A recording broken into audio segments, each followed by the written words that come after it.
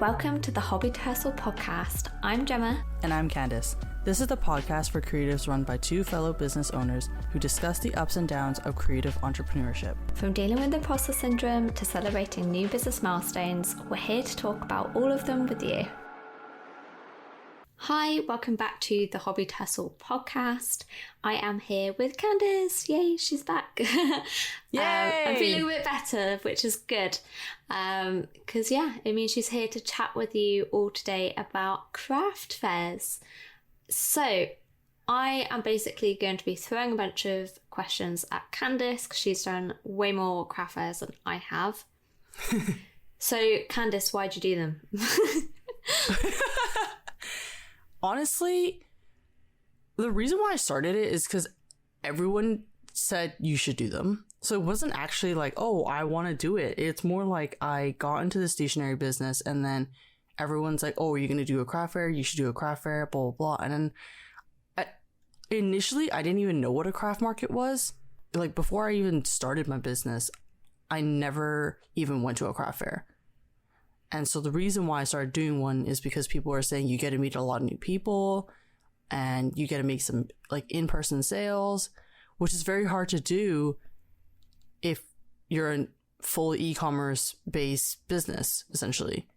And like, it's better for people who are like DIYing a lot of their things, but it's not like a flea market type of situation. I mean, maybe some are, but the ones that I go to aren't. So yeah, the reason why I started doing them, like how I got into them, was because my friends like low-key pressured me. I was gonna say you were peer pressured. I was peer pressured in a loving 100%. Way. Yeah. Okay, so you said it's not like a flea market. We call them car boots in the UK. Car boot sales. I don't know if you know that. Just throwing that out there in case you didn't. No. So what differentiates a craft market to a car boot or a flea market, whatever you want to call it? I don't know, to be honest. I would have to Google what a flea market is. Like, let me look up what a flea market is right now. Flea market. So yeah, my I definitely spelled flea wrong. Understand. Yeah, what's your? How can you spell flea wrong? I wrote Lee market. I think it's about flea as in like the type of things you find on cats and dogs. Yeah, so my understanding of flea markets or car boots or whatever you call them is that that's your way to sell secondhand stuff you no longer want. Yes. Okay. So no. Craft markets are definitely not that. Craft markets are small business owners who make these things brand new for customer use. So for me, it's stickers, washi tapes, etc. A really popular, I guess, industry or category would be jewelry. There's a lot of jewelry makers out there. Candle makers. I would say those two among the stationery brand are the most popular, especially candles, because to start candles, I've been told it's easier by candle makers than it is to start on stationery, and it's more relaxing apparently. So that's what I guess that's the difference. Like a flea market, you're selling something secondhand to, not have to throw it out. And at a craft market, you are creating new things. It's like an art style.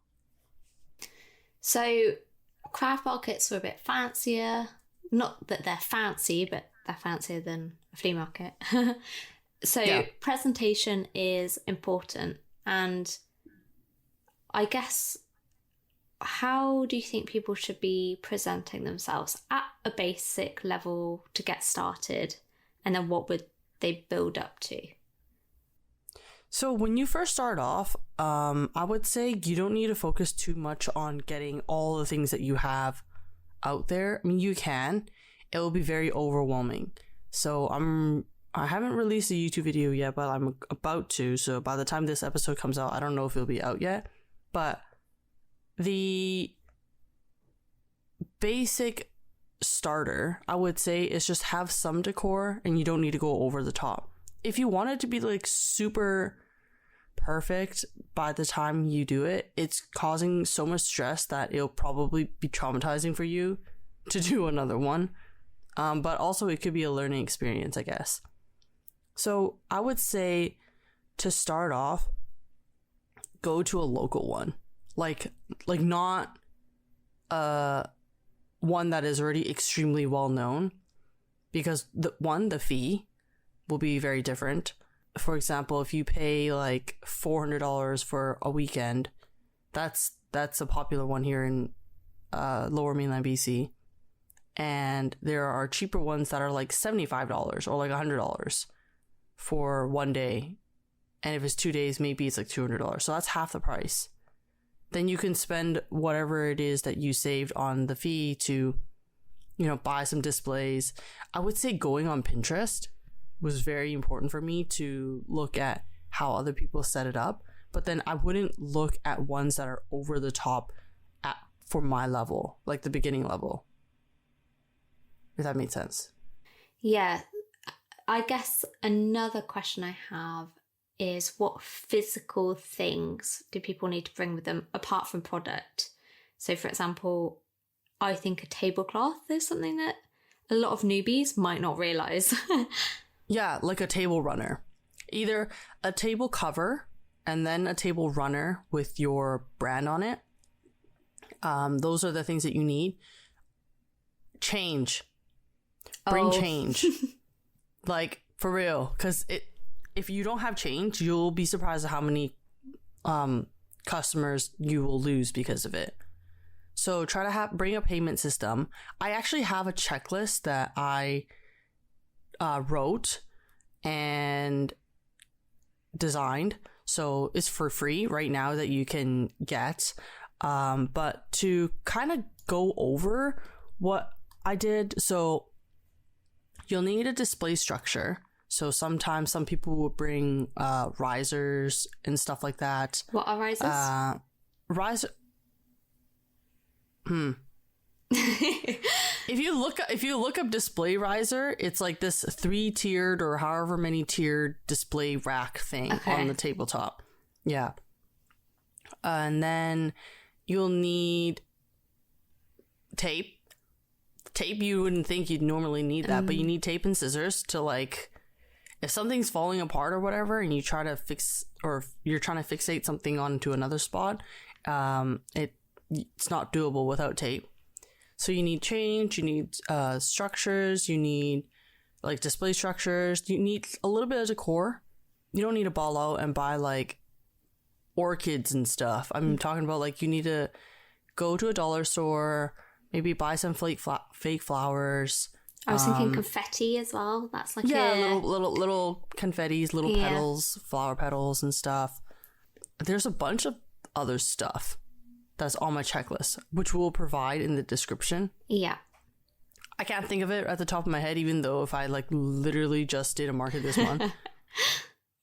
So I have to say one thing about this, the materials is the wrong word. Basically the other stuff you need besides stock. So you can get these fancy branded banners, but they are expensive when you're a new business.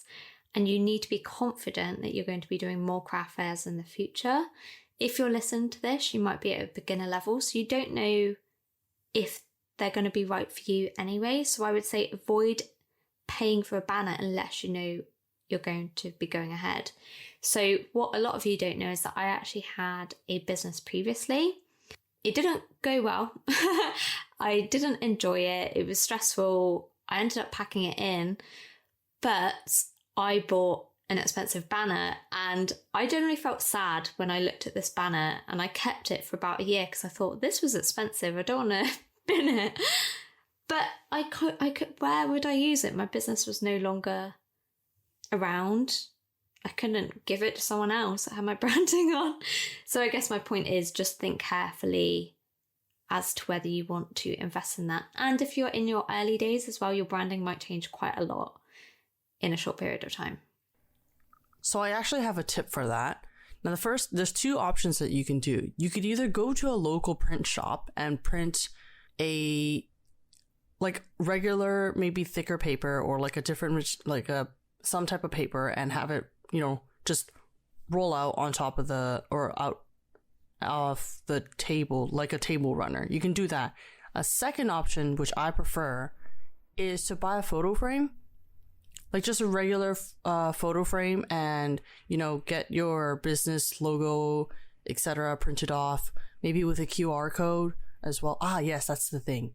Have something that has a QR code on it for people to follow your socials and sign up for your email listing. I was going to say email list. Yeah, sign up for your email listing and bring your business cards. So you can have like one dedicated spot. You don't need like the whole table or like a quarter, just one dedicated spot for people to know, who you are. Some people even do like an about the artist kind of thing. So you can do stuff like that. And when I first did it, I basically put a picture frame of my business logo and stuff at the corner of my table, like on the top, or I guess you can call it bottom right of my table. And people who walk by would just scan it. Now, the problem with that, though, means people who are standing in front of my place can't see it. So what I do now is I just have a structure that's like a little taller than everything else, and then I just stick my info on that. I'm talking about like for socials and stuff, but you can technically do that with a photo frame. Right now, obviously, I have a banner and everything, but I blow through those as well because I keep changing up the design. I'm working on not doing that now, but yeah. Yeah. So that's something you can do. Yeah. Cool. So you have your stock and you have your other stuff like tablecloths. What about people? How do you bring someone along with you? Do you need someone to come along with you? What would you suggest? So what I suggested was to pack accordingly. Something that you guys will notice in my checklist, it would say, please be mindful of the size of stuff that you bring. So one of the tips that I have in there, and one of the other stuff that I talk about in my YouTube video, is rather than bringing an anti-fatigue mat, which are huge, and even the individual ones are like 2 by 3 feet big, and that's pretty big, is to get insoles. So the reason why I mention that is because a lot of times you won't have someone to help you. You don't need to have someone with you. If you're someone that's very anxious and you can't handle being alone, or sorry, that sounds really bad. You need someone for support. Yeah, it is very intimidating scary. To start off. I did not do it alone to start off. Now I don't really care if I'm alone. It is nice to have someone there for you though, as someone you can chat with if it's down, or like watch over your stall. So these are the tips that I have for if you can't find someone to be with you. Obviously, if they are with you, a lot of your issues are going to be resolved because you got someone to watch over your things, etc. So if you are alone, bring what are those things called? Not a linear. It's not linear. Linen, right. A linen. Bring either a thin linen sheet or like a very light tarp that you can cover your shop if you need to go to the washroom. Now, to tackle that is this is so crucial. When you're going to set up to the place, now this is going to sound like I'm going off on a tangent, but it's not, it's related, I promise. So when you go there to set up, they usually give you about an hour.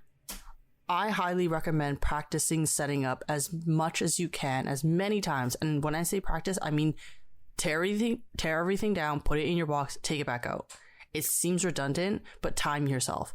Because I can guarantee you, if you go there and you unpack and it's 45 minutes and you know you need another 30, they're not going to give you that 30. And they're probably going to be annoyed that you're not ready because technically it's on their reputation as well. No pressure.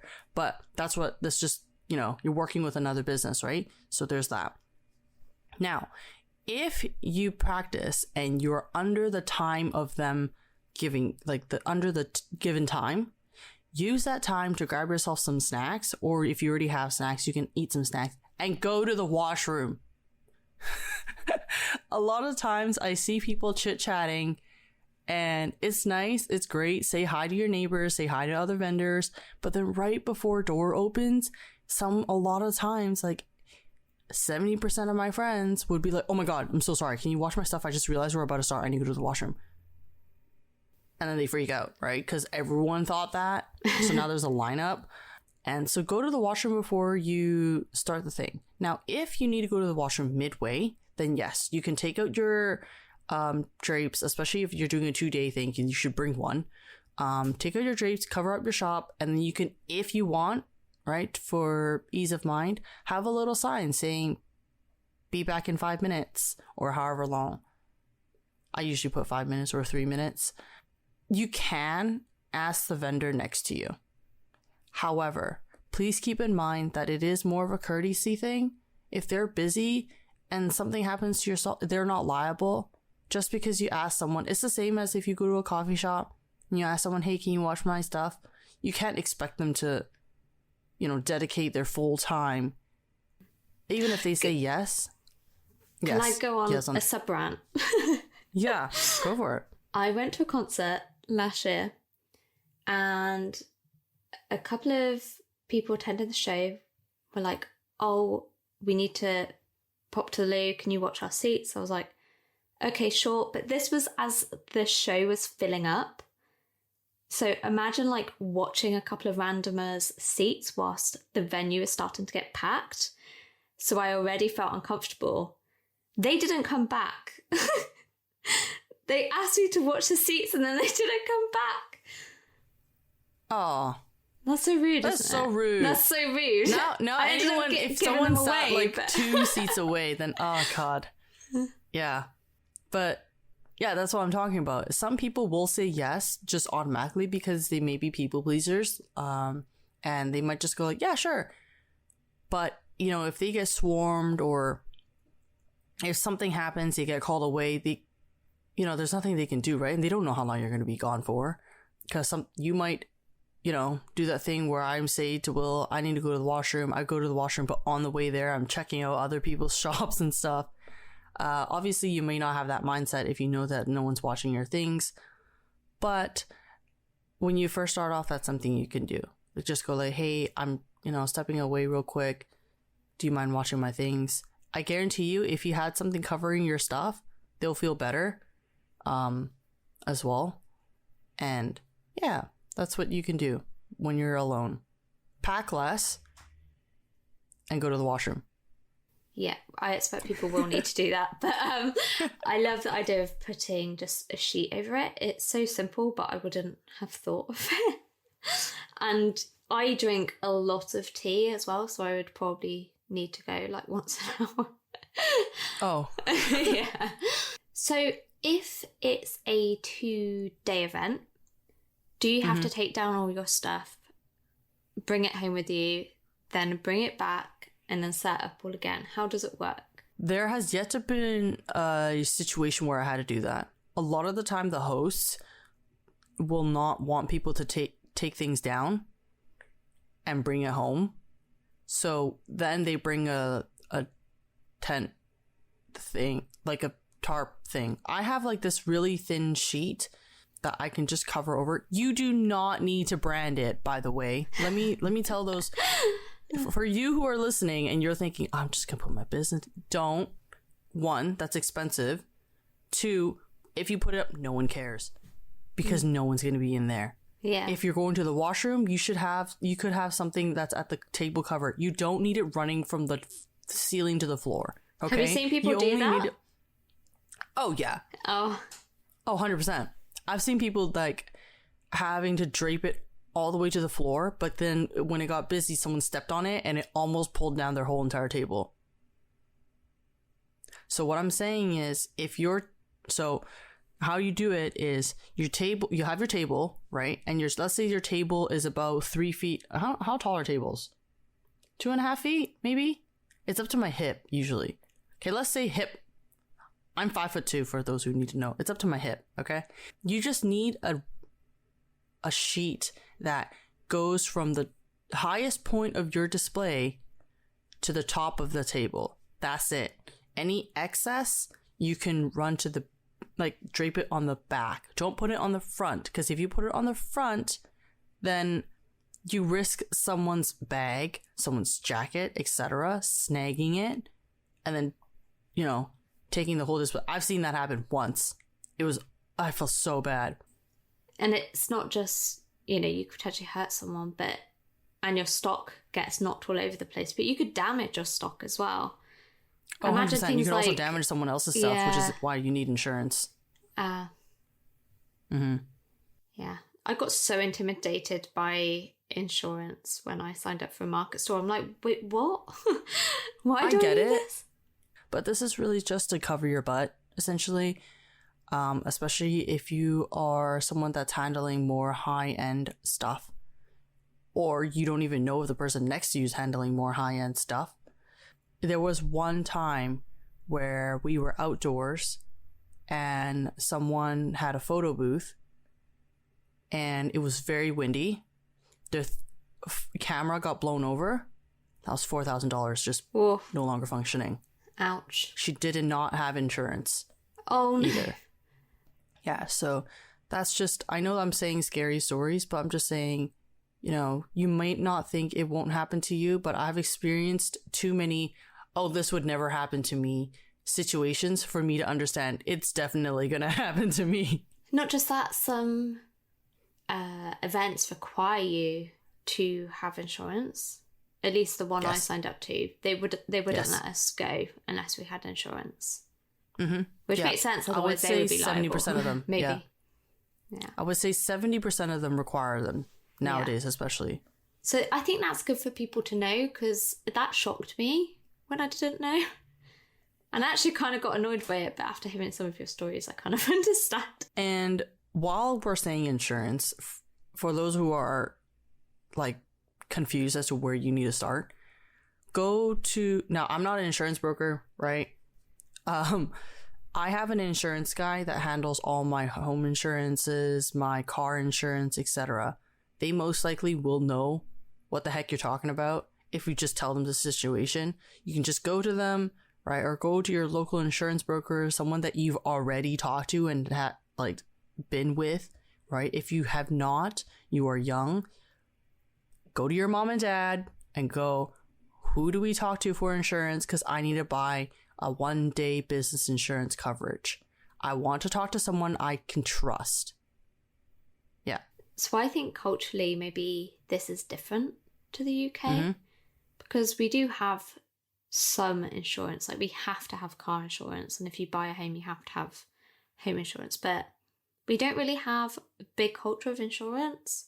Like, I definitely wouldn't go to my parents to ask about insurance. And I don't have an insurance broker. I don't even know what that is. I'm guessing that's someone that sells you insurance. I can't remember if the event runner told us who to go to or if I just Googled market store insurance. I can't remember. But if you're in the UK, just be conscious it might be different to Canada, and legally in different countries it's going to be different. Oh, that's interesting. Yeah. Here I am being dense as heck and going like everyone's the same. No. No, but I wouldn't have known. No, 100%. No, because I know in the States, insurance is completely different. All insurances are private. Oh, I mean, here for in Canada, cars is, I lied. Only BC, it's run by one monopoly company. But for business insurance, there's other ones as well. But yeah, so to start, just talk to someone who you know could, do insurance stuff. A lot of the times, if you don't know where to start, you're right, talk to the host. The host got insurance from someone, and you can go like, I know nothing, and you require this, so please, could I have the name of someone that you can recommend? Yeah. And they're probably going to be happy to do that, because one, it means they have insured customers that are ready to join them. And 2, I wouldn't be surprised if they get a referral bonus as well. So they'll be more than happy to point you in the right direction, I'm sure. Exactly. Okay. So kind of on the level of insurance, but not really. How do you protect yourself to make sure that the places you go to will return your money? I probably haven't phrased that correctly, but what I know what you mean. Yeah. How do you know it's worth it? Yeah. That was a quicker, more easy way to say that. More easy? That's not even a word, is it? This kind of goes back to the first question that you had, which is like, why do you do them and stuff like that? Or like, how do you do them? Now, before you apply, because there's essentially 4 steps to doing a craft market. The 4 steps that I talk about are, again, is also in my YouTube video. So the first step is to apply, right? Now, before you apply though, go to the craft market event before you apply. Talk to the host, see what kind of vibes the host gives you. This is not like a good person, bad person vibe check or whatever. It's just to see if you click well with the host. If you don't, you're not going to have a good time. Talk to the veterans of that craft market. Like obviously don't talk about that stuff if they're being swarmed, right? If it's quiet, you could talk to the quiet people too, going like, hey, I'm looking to become, please introduce yourself. Hey, my name is blah, blah, blah. I do blah, blah, blah. I'm looking into doing craft markets for the first time. Would you recommend this as a market for the first time person? They might go like, oh my God, this is my first time here today. And everything's great, or blah, blah, blah. A lot of the times first timers would be like, it's not what I expected, which is totally fine because you kind of don't know what you're expecting.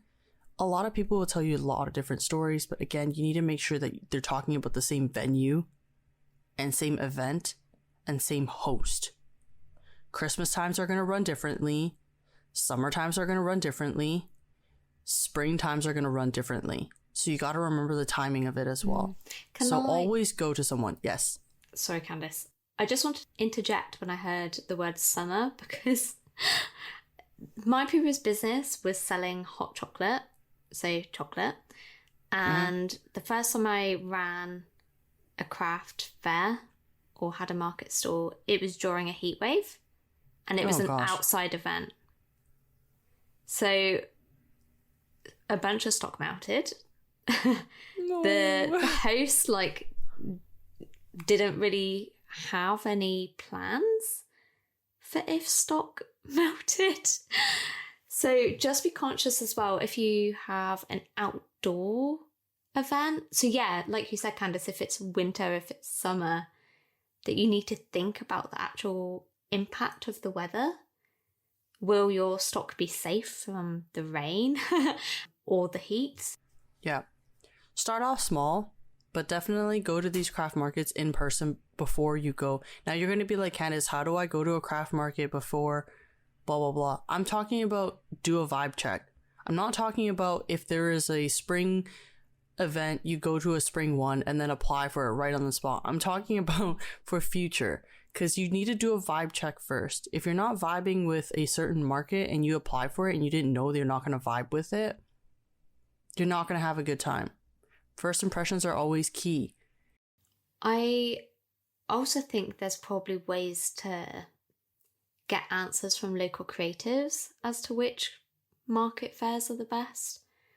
You could probably find Facebook groups. So, for example, I'm part of Stall Holders and Events Gloucestershire, which is a Facebook group, which is very specific. So I could say, hey, I'm thinking about joining this one. Would you all recommend it? And get people's opinions, basically. Not everyone's going to have the same experience, but it just gives you a general idea. Yeah, exactly. So if you can't go to those events, then you can ask online about what other people think. The only reason why I mention go to it in person is to do a vibe check as well as talk to the vendors there, because then you'll know they're currently experiencing it. If you go right in the morning and you ask them, they're not going to have the answer that you're looking for, unless if they're a veteran with that host. And you might go like, well, Candace, if they're a veteran, they're going to be biased. It's like, yeah, but then again, if they're a veteran, there's a reason why they're staying. So how do people find out about fairs? A lot of the time it is searching and word of mouth. So for example, one of them that I'm going to is word of mouth. Someone was like, hey, I'm going to this event. Are you going to come? Like, you should join. Here's the application. That's what, that's the peer pressure I was talking about. And no, I love her. But yeah, it was good because I did end up applying for it. And I was like, okay, yeah, if she's going, I want to go too. But it was more of like do I have time for this? But yeah, word of mouth is extremely important. Follow those craft fair social media platforms as well. They will have one. And you can find them on Facebook. You can just look up Craft Fairs Vancouver, right? You could even look up the previous year. Like, go on Google and, like, for example, I live in Vancouver. I live close to Vancouver. Yeah, sort of like Lower Mainland BC, however far you want to go. So just look up, for example, 2022 craft markets, Lower Mainland BC. The reason why you want to look up 2022 is because it would give you a whole year's calendar worth of the events that should have happened, and then you can go from there.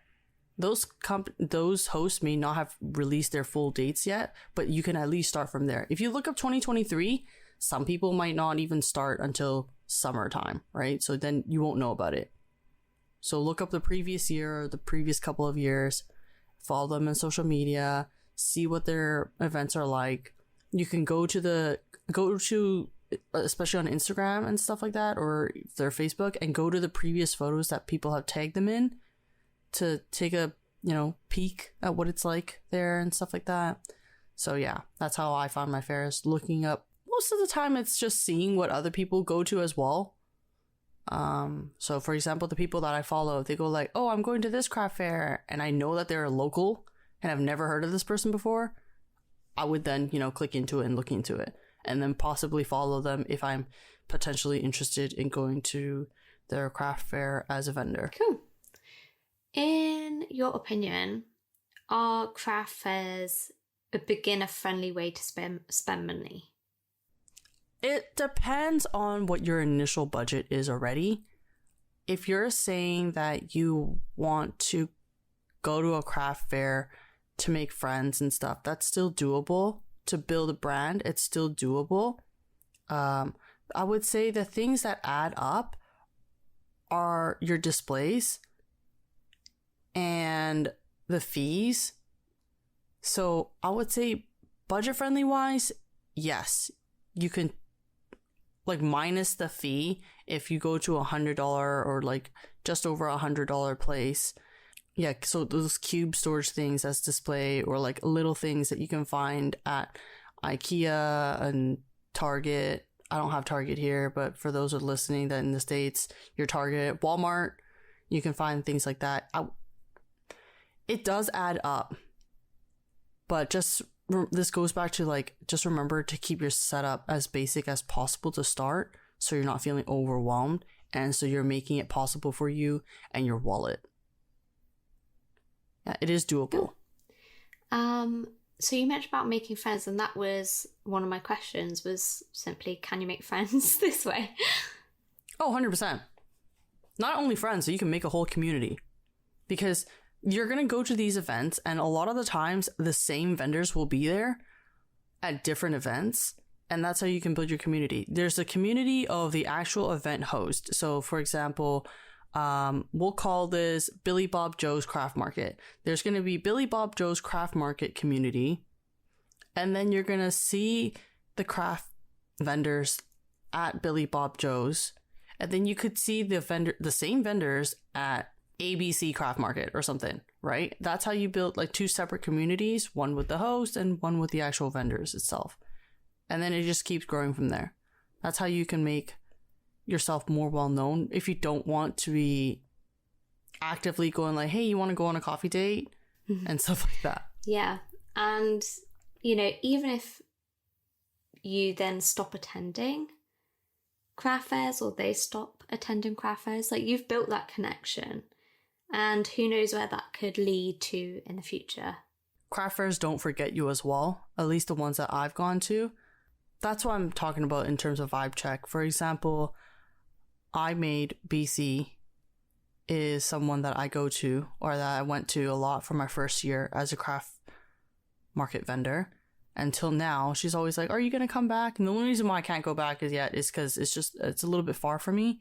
And, you know, traveling right now, sometimes not having Will available is very difficult since I can't drive. It's been over a year since I last saw her, but she's always been like, I'm here to, you know, welcome you with open arms and stuff like that. So the community that you build, even if you don't go, will still be there. I actually only started going back to craft markets this year. So I took a year break from craft markets, and it was really funny because my friends that I made after not going to craft markets, they're all like, why don't you join? Like, why don't you do craft markets? Like, you used to, like, why did you stop? You should come back, blah, blah, blah. So it's really nice because they want you to do it with them too. So yeah, a lot of people that when I went to the Japan craft market here in Vancouver, they were like, we thought you were coming here as a vendor, not a customer. I'm like, nah, I'm a customer. So yeah, one of my last questions was actually when to stop. Like, that was just my question. When to stop? ? I guess by that question, I was thinking, are there points where you don't want to be running craft fairs? There are a couple things that I want to mention with this question as well. The first thing is related to the question where you said, is it worth it? Because it is one of the factors. Now, a lot of the times you're going to do this is look at especially if you run e-commerce, right? A lot of craft fair people are e-commerce. I know you're going to know what I'm talking about when I say this word, or two words, conversion rate. So let's say you're on Etsy. Etsy will already say what your conversion rate is. On average, it's about 3% or so. What you should do is to go to the host at the end of the day after, you know, a lot of things have calmed down. First of all, thank the host for hosting and, you know, chit chat with them. And then ask them, may I know how many people attended today? Because a lot of the times them or one of their staff members will have a clicker on them to click how many people come, you know, because for analytics, right? Like, a lot of this, like, I have yet to go to a place where they don't do that. So ask them. If they don't know, then ask what their guess would be, like educated guess would be, and then go back to your sales and see how the number of sales that you made and check your conversion rate. It should be higher, if not similar to your Etsy. If it's not, then that's something that you can consider. One, why is it not that way? Right? Is it me? Is it just the fact that there's, you know, my setup is not attractive enough? Or are you not saying hi to people when they walk by? Like, you're on looking at your phone and stuff like that. You would be very surprised at how many people you can just say hi to and they'll quickly turn around and look at your stuff and then buy something just because you greeted them. For the customers that are shy, at least you said hi. You know, you don't have to be overly aggressive and step out of your table and go like, hello, I'm just saying hi, good morning, good afternoon, welcome, stuff like that. You know, turn on your customer voice, just like me right now. But anyways, yeah, so that's how you check its worth.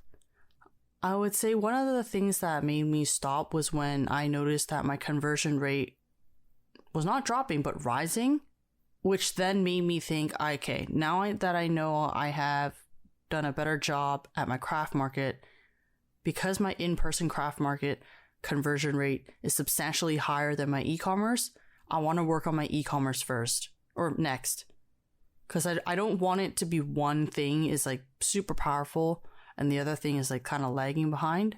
So that's one thing that made me stop.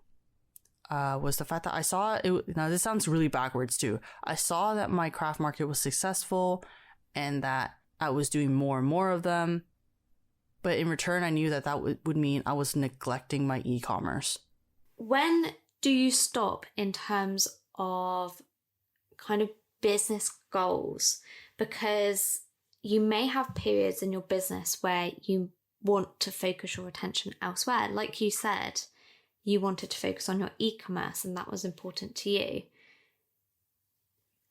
Did you decide, I'm going to stop for this amount of time and work on my e-commerce for this amount of time? Or do you go with gut feel? Gut feel and your stress level feel. So if you look at the dates, like let's say right now is end of February and you're thinking you need a break and work on your other stuff. Like maybe you have a YouTube channel, maybe you have a shop update that you want to work on. You know yourself best in terms of functionality. And you know what you also know? You probably also know that you're going to overestimate your abilities and say that it's going to take you 2 days when in reality it's going to take you 2 weeks. So if you're looking at craft fair dates and you're adding something like, let's say 2 months from now, and you're thinking, all right, if I work on a tight schedule, it's going to work out and blah, blah, blah. It's not going to work out. The fact that you said it's going to be a tight schedule, it's not going to work because you're going to add extra pressure on the thing that you're currently working on while having no time to prepare for your craft market. And that would mean you're either going to burn out halfway or you're not going to be happy with the shop update or whatever it is that you're working with.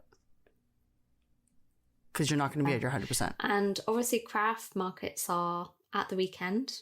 I would say most of them are. So you have to think from a social aspect whether you want to give up most of your weekends. Because a lot of them are 2-day events and you can maybe opt for one day or the other. But that's something you definitely need to be considering when you're booking these in. You might think, oh yeah, I can do that weekend, and that weekend, and then I'll leave myself one weekend free. How nice am I to myself? When actually that is so much time spent elsewhere, especially, you know, if you have a full-time job, you've just given up your free time for almost a month. Just be really careful about that and try not to stretch yourself too thin. It's one of the things that got me to stop, essentially, was the fact that I started noticing that I didn't have any free time. And it wasn't even to like see my friends or anything. It was more of like I didn't have free time in my like brain. It was like whenever I was awake, I was doing a mental checklist in my head and worrying about all these events that I had planned out. So if you're at that point, one thing that you can take out is, you know, something that is more of a temporary thing and that you know you can return to. You can't really, how do I say this? It's very hard for you to lose reputation if you've already done something with that craft market and that they liked you. So if that's something that you're worried about, and again, you did your vibe check, I'm very sure that they'd be more than welcome to have you join them again in a year or so. And maybe you want to take a break for longer than a year. Some companies grow so big that they don't even have time to do craft fairs. It's more of they choose to make time for craft fairs, but you have to remember they're also either running on no energy and they're stressed out constantly, or they did sacrifice some time on other things. Have fun. I know I haven't mentioned that yet. I just realized I haven't mentioned that. Jesus. Oh my God. That's not what... This is not supposed to be a super, like... This is what you must do. Business thing. Yeah. Like, I've been talking so seriously. What the heck? No. Have fun. Like, genuinely. If you don't have fun, people are going to see that you're not having fun. And it's just... If there's a new person coming in and they're about to ask you, hey, what do you think of this craft fair? And you look like you don't want to talk to them, you're not going to pass their vibe check. But like, I get it, bad days happen, but if you try to have fun, try to make the best of it, it's going to be better than you actively trying to not want to be there. You know, if you're sick, maybe have someone to watch your stall, but try to figure that out prior So what I'm saying is, you can, you know, the thing where I said you can do the solo or someone else steps, if solo or have a duo, you can always ask someone that you can really trust, going like, hey, on July 1st, I have a craft market. Could you be my backup person? I'll pay you, or I'll whatever. If in case I get sick that day and it's past the cancel time and full refund time, do you think you can help step in for me? Have that set up before the event. Don't go like the night before, go like, hey, I'm dying, could you step in for me? And they'll be like, dude, I have brunch with my friends. I would have if you mentioned this earlier. You know, it doesn't hurt to ask, and, you know, do offer them something, because it is essentially you're putting them on call as well. Have fun. Yeah. And speaking of fun, if for some reason you don't have fun, I've heard Candace mention this before, don't have a go at the organizer. Don't gossip. I just want you to look at yourself if you're about to, and just go like, what would this achieve? I'm not here to scold you or anything like that, but I'm genuinely, if you sit in negative emotions constantly without trying to look at the bright side of things, it's going to affect your day. It's going to affect those around you, which will in return be worse. If you're not having fun, just bear through it. If there's something that you want to address, because I know we're going to have people thinking right now, Gemma, going like, well, Candace, I want to say my thoughts. I get it. Send them an email afterwards, please. Because a lot of the times they're already super busy. If you add on or tack on another stress on the day of, or like immediately afterwards, it's not fun for them, for you, talking badly about the host or whatever, or the event. Because maybe someone around you is having fun and you're saying things like that. It's gonna, you know, it's gonna ruin their mood, essentially. So try not to do that. If there's a fundamental issue or something that you want to address, again, email them afterwards. Not in a condescending way, please. Like in a helpful business to business kind of tone. Professional. Be professional, please. You are a business, right? If you lash out and throw a tantrum, what does that say about you and your business, right? Yeah. So let yourself cool down. You know, it's one thing if maybe there's a leak above your head and it's dripping on your stock, then you can grab them for help. But if it's just, oh, I'm really unhappy with the footfall, that can be sent in an email. Exactly. So the thing that I always mention before, the thing that I always think of before I mention any problem, and this is just in life in general, if it's something that can be fixed within 5 to 15 minutes or so, then I'll mention it. For example, someone has a lock of hair that's in a disarray. You can ask them, hey, by the way, your hair is all like, you know, you might want to brush it out real quick. If, you know, there is I'm talking about like not big things. So this goes down to like, if the marketing is not that great, do you really think they can fix that in 5 minutes? If not, then put it in. Here, bring a notepad and bring pen, because that's also important, just in case anyways. Write it down. Write down the list of things that you're not happy with, that you know that they cannot change within that day or immediately. If you don't know if it's something that you can fix, then you can bring it up in a gentle, polite manner. So, for example, I know that there was an event where there was a lot of water and rain. There was a leakage, which I get. And so, yeah, the host did end up doing something about it, because that's something that's super important. But if you're going like, I want you to move me because I'm not happy with where I am, that's not happening. The event already started. It's going to look bad on your part, because it'll also look like you're not ready. And I haven't done many craft fairs, but I imagine if you frankly were, I'm trying not to swear. If you're not a very nice person to the vendor, they probably know people in the industry, and that might get around to other people in the industry that you're not very nice to work with. So just keep that in mind. Do you want yourself potentially blacklisted from other events? Vendor hosts and staff come in as customers. I know that because I'm really good friends with the founder of one of the events that, like, one of the big event people. I'm really good friends with her. And she says, and like, unfortunately, it has happened, the people who threw a tantrum and were overall gossiping about this whole situation, the other event hosts did come as a customer and did see that they're going to note that down. So when they see your name come across, why would they want that level of energy at their event? So they do. You know those secret shoppers that you always hear about, that you don't think that happens at these events? It happens.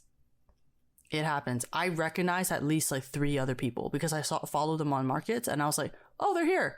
So my last question, Candace, is what is your favourite part of doing craft fairs? Honestly, the end of it. No, okay, this sounds horrible. But during that time, okay, well, there's 2 of my favorites. The first favorite is the downtime. Now that sounds weird because you'll be like, oh, Candace, so if there's downtime, that would mean you're not making money. But that would give you opportunity to make friends and talk to people, where if you were being swarmed constantly, yeah, you're making money, but you also didn't have time to build that community that you wanted to build. And so, yeah, the downtime, talking to other vendors, you know, everyone going like, my feet hurt. Do your feet hurt? Yeah, it does. Yeah. So there's that. And then at the end, where you sit down at home with a cup of hot chocolate or tea or whatever in front of your Netflix, and you're like, that weekend was exhausting. However, it was super rewarding. Yeah, I understand that feeling. So when I teach workshops, I don't get loads of anxiety, but I'm never sure what to expect. As though there's going to be maybe a mean person, but there never ever is. And, you know, people are really lovely when I teach, but at the end is when I get this adrenaline rush, because I've still put myself out of my comfort zone. I've done something that I enjoyed doing, and I just get a burst of satisfaction. Right. Yeah. So it's just, you're tired, you're nervous, the level of anxiety is just through the roof. But then once it's all over, you get to say, I did something this weekend that not a lot of people can do, have the opportunity to. First of all, give yourself a pat on the back for getting selected, for even applying. I know once you guys apply, that's where the ball starts rolling. And then once it ends, give yourself another pat on the back for actually completing and going through with it, not canceling on it and stuff like that. It is a lot of work. Like, a lot of work. I've cried, like, afterwards. And then I was like, you know what? I earned this chocolate ice cream, you know what I mean? It's not saying that I had a bad time, but it was more like, you know, it is really tiring, but it's also really rewarding. So yeah, you might think the worst of some people sometimes, going like, I'm going to meet someone that bought my stuff 5 minutes ago, is going to come back and say, I don't like it, and cause a fuss. No, don't think about that. Don't think about if that could happen to you or whatever. Just go there and have fun, and then once you're done, you can go home. You don't even need to unpack a lot of the stuff. Just keep it in there for now until you need it.